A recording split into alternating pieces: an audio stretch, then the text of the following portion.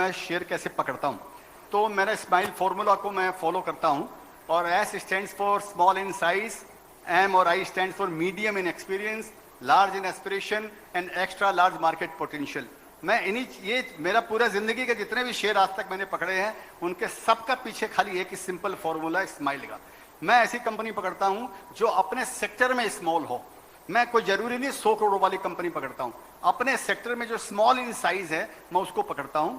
कोई जरूरी नहीं है कि ये फॉर्मूला आप सुन के आप राइट हो जाएंगे, ये भी प्लीज समझ के चलना इस बात को।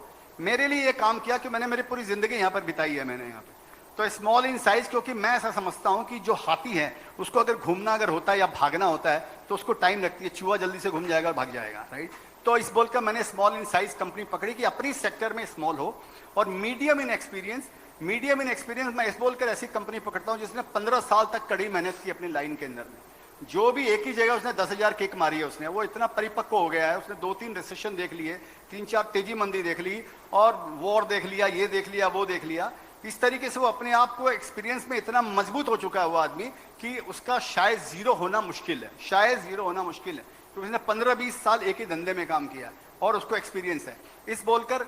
और इसके पीछे दो चीज है कि मैं जनरली जो 5 साल पुरानी कंपनी है तो उसमें नहीं करता हूं, इसी बोलकर मैंने कोई न्यू एज की कंपनी के अंदर में इन्वेस्ट मैंने नहीं किया। स्टार्टअप पे मैंने इन्वेस्ट किया है, लेकिन वो बड़ा लिमिटेड इन्वेस्टमेंट है मेरा, उसके अंदर में सब्सटेंशियल इन्वेस्टमेंट नहीं है जो मैं सेकेंडरी मार्केट में करता हूँ कि 2%, 4%, 5% जो भी है वो मैं नहीं करता हूँ उनके अंदर में। तो ये मीडियम इन एक्सपीरियंस और लार्ज इन एस्पिरेशन, ये बहुत जरूरी है। क्योंकि अगर मैनेजमेंट का एस्पिरेशन अगर बड़ा बनने का नहीं है, अगर मैनेजमेंट अरबपति नहीं बनेगा तो जो शेयर होल्डर है वो लखपति या करोड़पति नहीं बनेगा उसकी कंपनी के अंदर में।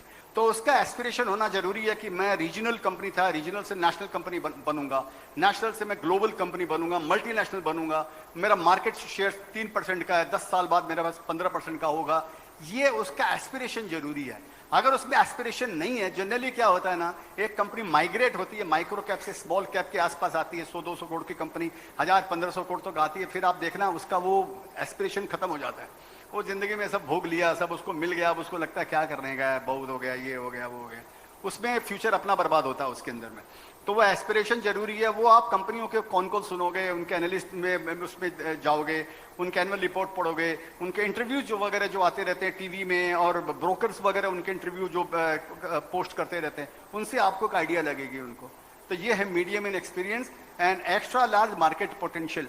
तो ये मेरे ख्याल से सबसे ज्यादा जरूरी है कि 500 करोड़ की कंपनी 5000 करोड़ की तब बनने वाली है जब उसका मार्केट साइज 50,000 करोड़ का होगा। अगर उसका मार्केट साइज ही अगर इतना बड़ा नहीं है तो वो एस्पिरेशन होकर भी वो उतना बड़ा बन नहीं पाएगा।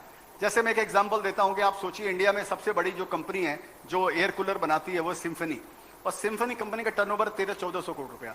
आप सोचिए कि वो लीडर है और 1300-1400 करोड़ रुपया खाली एक कंपनी का टर्नओवर, और 5 साल से यहीं पर वो अटके हुए, 1000 करोड़, 1200 करोड़, 1300 करोड़। तो वो मार्केट, मैं सिम्फनी के बारे में नहीं बोल रहा हूँ, खाली का एग्जाम्पल बता रहा हूँ। तो मार्केट साइज इतना बड़ा एक्स्ट्रा लार्ज होना चाहिए कि वो खुद मार्केट साइज खुद हर साल 10%, 15% या 5% या 12% मार्केट साइज भी बढ़ते जा रहा है। तो उसमें लॉन्ग टर्म में रहने में उस कंपनी में वेल्थ बनेगी।